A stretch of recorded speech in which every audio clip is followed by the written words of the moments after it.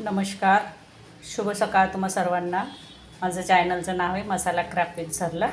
बघा, आज आपण अंडे आणि बोंबीलची भाजी बनवणार आहे. बाहेर पाऊस खूप जोराचा चालू आहे, म्हणून मग आज हे बनवूया म्हटलं, तुम्हाला पण रेसिपी देऊया. बघा, मी 2 अंडे घेतले, थोडेसे बोंबील घेतले, बारीक बारीक बोंबील, एकदम जाड नाही, असे बारीक बोंबील. त्यांना आता धुवून घेणार आहे. टमाटर घेतले, कांदा घेतला आहे, कोथिंबीर घेतली आहे. आता बोंबीलला ना मी थोडंसं धुवून घेणार आहे. बघा, मी बोंबीलमध्ये पाणी टाकलं आणि त्याला थोडेसे असे चोळून 1-2 पाण्याने धुवून घेते. कारण कसं त्यांच्यात ते उघड्यावर सुकताना, म्हणून वास वगैरे काही माशा बिशा बसलेल्या. चला, मी 2-3 पाण्याने धुवून घेते. बघा, मी 2 अंडे फोडून घेतले. आता थोडंसं त्याच्यात मीठ टाकायचं अंड्यांमध्ये, म्हणजे आपल्याला कसं अंड्यामध्ये पण मीठ लागायला पाहिजे, एकदम थोडंसं. आपण जसं आमलेट बनवायला टाकतो ना तसं. आणि आता आपण याचं तसेच आमलेट करणार आहे. बघा, आधी अशाच भाज्या असायच्या, पाऊस असला किंवा काही अडचण आली तर पटापट असं घ्यायचं, घरातलंच असलं तर, आणि बनवायचं आहे. बघा, मी फेटून घेतलं.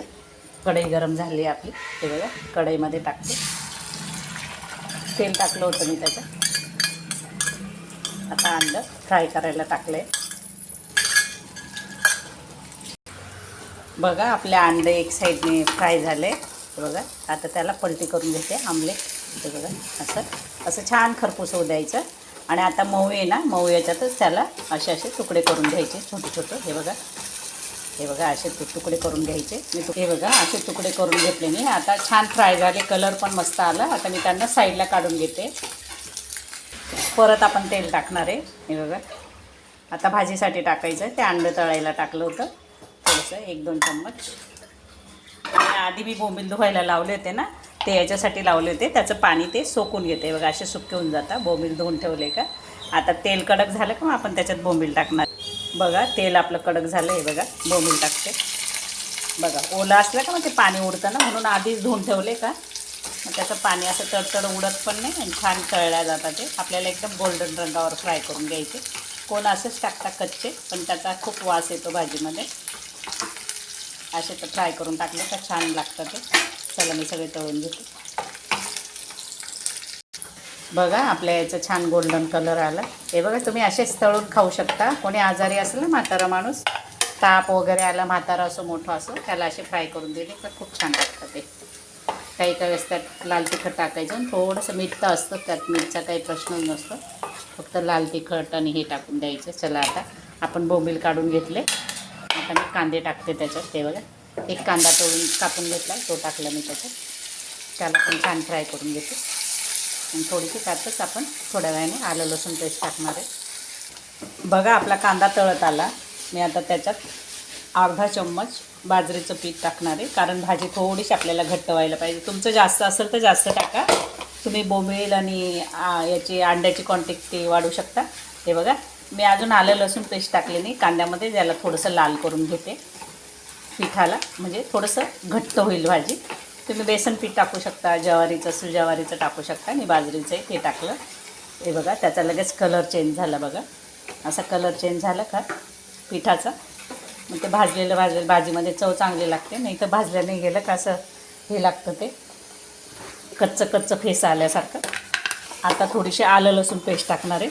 आलं लसूण पेस्ट आधीच टाकली असती तर तो पीठ आहे ना, पीठ बरोबर भाजलं नसतं गेलं, म्हणून. हे बघा, आता आलं लसूण पेस्ट टाकली मी. तिलाही थोडं फ्राय करून घेते. तुम्ही आलं लसूण पेस्ट टाकण्यापेक्षा लसूण ठेचून टाकू शकता. बघा, तुम्हाला जसं पटलं तसं आपल्या पद्धतीने करायचं. थोडीशी कोथिंबीर टाकते.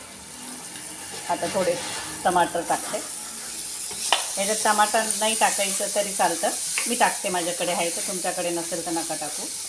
आणि आता मी आधी थोडंसं मीठ टाकून देते, टमाटा मऊ पडायला. मीठ थोडं अंदाजाने टाका, कारण बोंबील खारट असतं ना. मी थोडंसं टाकलं.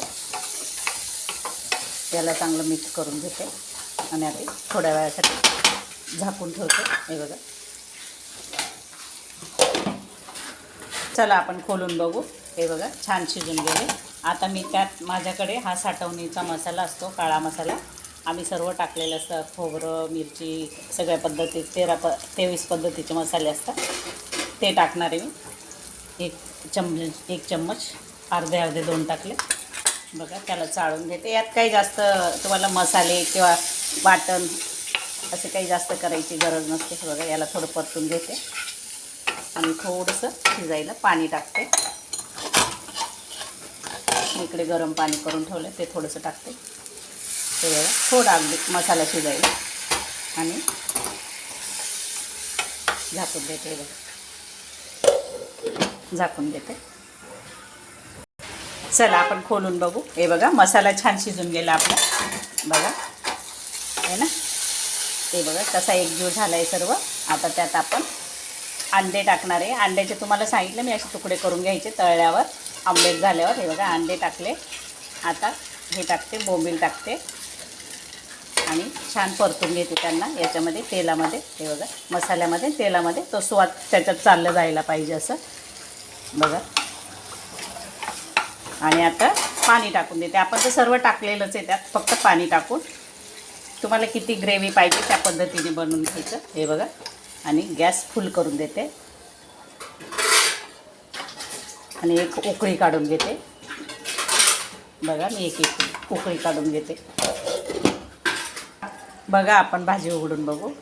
हे बघा छान घट्ट होते, शिजते. अजून थोडं शिजू देते तिला मी. परत झाकून ठेवते तिला असं अर्धा झाकण ठेव. बघा आपण आता उघडून घेऊ आणि थोडीशी कोथिंबीर टाकून घेऊ. हे बघा कोथिंबीर थोडीशी टाकून देते आणि मिक्स करून देते चांगल्या पद्धतीने. हे बघा असं आणि थोडा वेळ परत झाकून देते. चला आपली भाजी झाली. बघा किती छान झाली. बघा कलर पण किती छान आला. चला मी आता वाढून घेते. हे बघा आपण सर्व टाकलं होतं. बघा तिची थिकनेस बघा कशी आली. थोडंसं पीठ लावल्यामुळे थोडीशी घट्ट झाली. बाजरीचं पीठ एकदम तेलात तुम्ही वरती पण भाजून लावू शकता, पण मग असं तेलात टाकून दिली की छान भाजल्या जाते. बघा मी काहीतरी नवीन दाखवलं. बघा खाऊन लाईक आणि शेअर करा, सबस्क्राईब करा. अशाच नवनवीन रेसिपी मी तुमच्यासाठी आणत राहते. बघा या खायला आपली भाजी झाली अंडे बोंबीलची भाजी. भाकरी, भात, कांदा आणि परत अंडा बोंबील तळलेला. बघा असं नवीन करून खाऊन बघा. तुम्ही भाकरीबरोबर, पोळीबरोबर, नुसत्या भाताबरोबर पण खाऊ शकता. बघा तिची थिकनेस कशी झाली भाजी ती मी तुम्हाला दाखवते. भाकरीबरोबर तर खूपच छान लागते. बघा बघा हे बघा असं खाऊन बघा. माझ्या चॅनलला लाईक करा, शेअर करा, कमेंट करा, बेल आयकॉन पण दाबा. धन्यवाद.